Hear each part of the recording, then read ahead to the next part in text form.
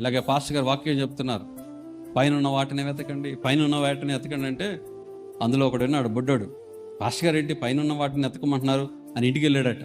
ఆలోచిస్తున్నాడు, ఆలోచించాడు. ఏముంది పైన ఉన్న వాటిని అని ఆలోచించి నిత్యం తీసుకుని మిద్దెక్కాడట. పైన ఏముంటుంది? మిద్దె ఉంటుంది.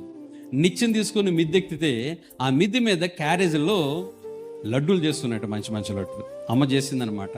అది కింద పెడితే తింటారని ఏం చేశాడు, మిద్దె మీద పెట్టగానే చక్కగా కూర్చొని, అబ్బబ్బా ఇంత మర్మాన్ని ఇప్పటి వరకు గ్రహించలేదు. పాస్టర్ గారు ఎన్నో వాక్యాలు చెప్తుంటారు, ఏ వాక్యం గ్రహించలేదు. పైన వాటిని ఎతకండి అంటే ఏదో అనుకున్నాను, ఈ పైన నేను లడ్డూలు దొరికాను చక్కగా తిన్నాడట. పైన వాటిని అంటే పైన మిద్దె మీవని కాదు, ఉన్నతమైనవి, ఆత్మ సంబంధమైనవి, పర సంబంధమైనవి నువ్వు వెతుకుదువుగాక. నీ చూపు, నీ మనస్సు ఎప్పుడు కూడా ఉన్నతంగా ఉండాలి. నీ ప్రార్థన ఉన్నతంగా ఉండాలి. నీ పిల్లల భవిష్యత్తు ఎప్పుడు కూడా ఎక్కడ ఉండాలని ఆలోచించాలి, ఉన్నతంగా ఉండాలని ఆలోచించాలి.